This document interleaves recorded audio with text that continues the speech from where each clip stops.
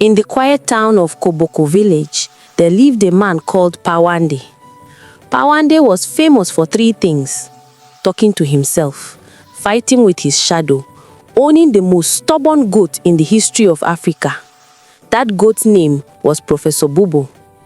Nobody knew who named the goat like that, but the goat behaved like he had a PhD in nonsense. Professor Bobo didn't eat anyhow. He didn't sleep anyhow. He didn't walk anyhow. This goat could enter people's houses and come out with bread. He could push open food pots like a trained thief.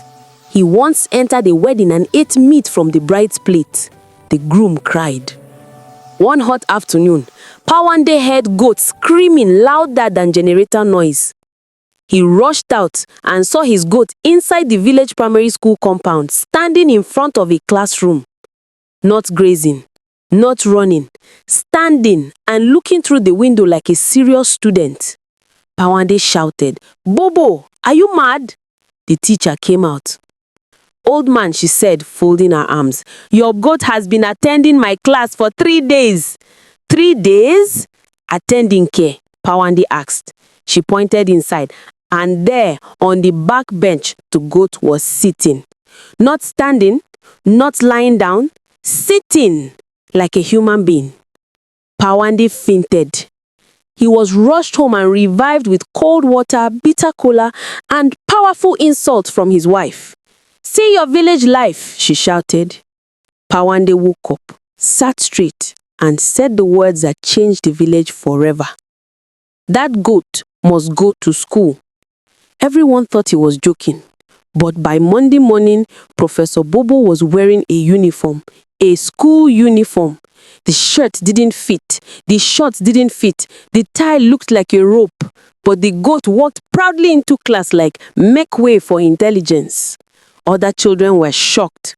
One boy whispered, "Look at that goat's eye. It's smarter than our teacher." In class, strange things began to happen. When teacher asked, "What is 2 plus 2?" children shouted, "4." Professor Bobo shouted, "Meh!" Teacher hit him with chalk. The chalk broke. 3 days later, the goat started raising his hoof to answer questions. One day, teacher asked, "Who can spell cat?" Children struggled. The goat stood up and bleated, "C-A-T."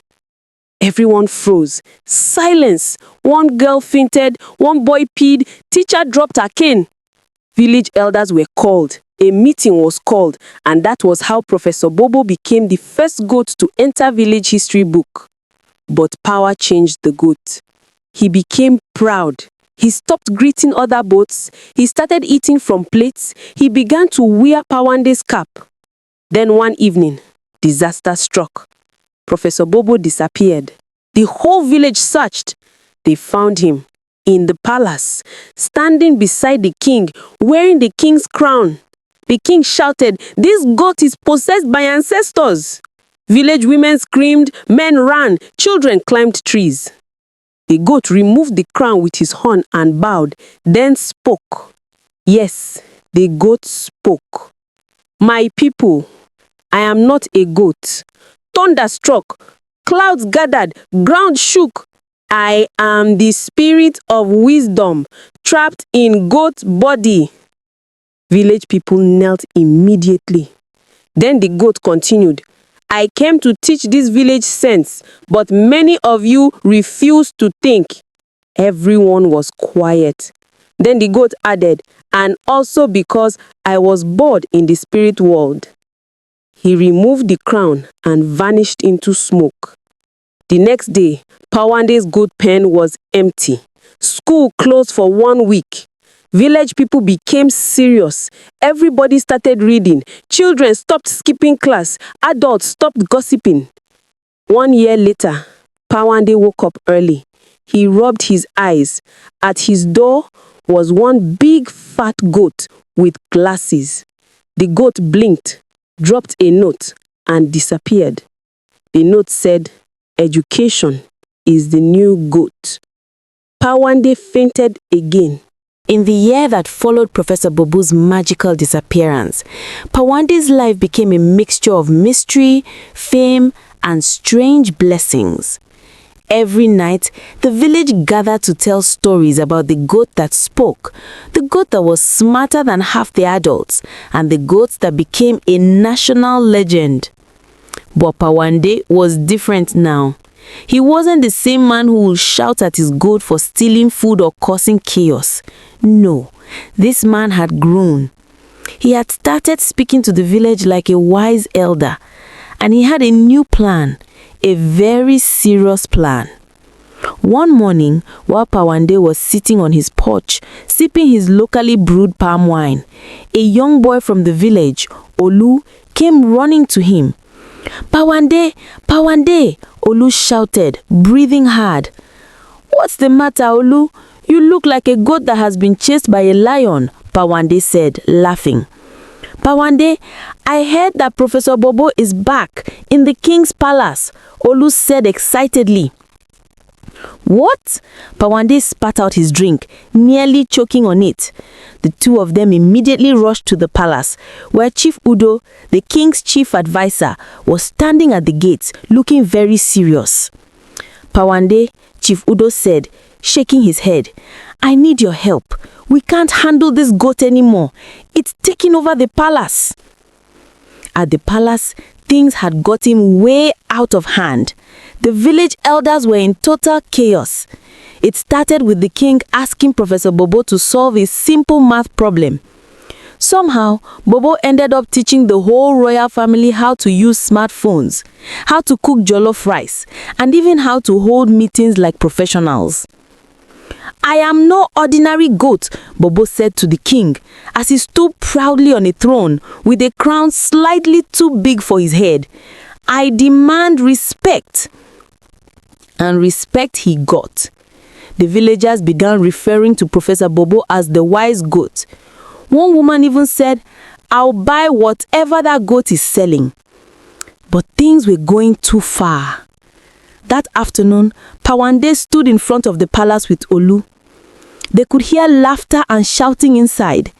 The goat had started playing pranks on the royal family.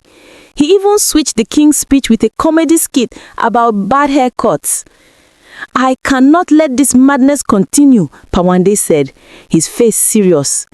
"I'm going in," Pawande declared, standing tall like a warrior about to fight a battle.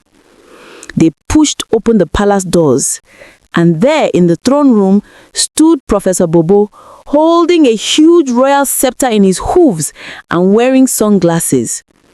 "Pawande, welcome to my kingdom," Bobo greeted, flashing a cheeky grin.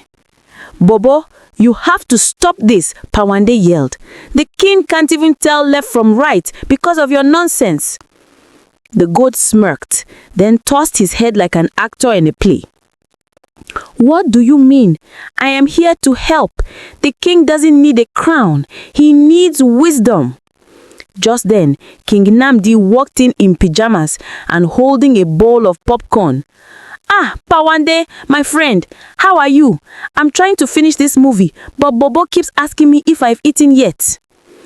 The king turned to Professor Bobo and said, "What are we doing today, O wise one?" Bobo tapped his hooves together and looked seriously at the king. "First, we must hold a national meeting, and I need all of you to learn how to dance the ginger dance." "Ginger dance?" Pawande asked, shaking his head. "What happened to solving real problems?" But it was too late. The music started playing, and before they knew it, everyone in the palace was dancing, even the royal guards. Even Pawande started shaking his hips and clapping his hands. After a loud, chaotic afternoon of dancing and laughter, Pawande took Bobo aside. "You have to stop this, Bobo," he said in a serious voice. "You've changed the village, but look around you. Nothing is getting done.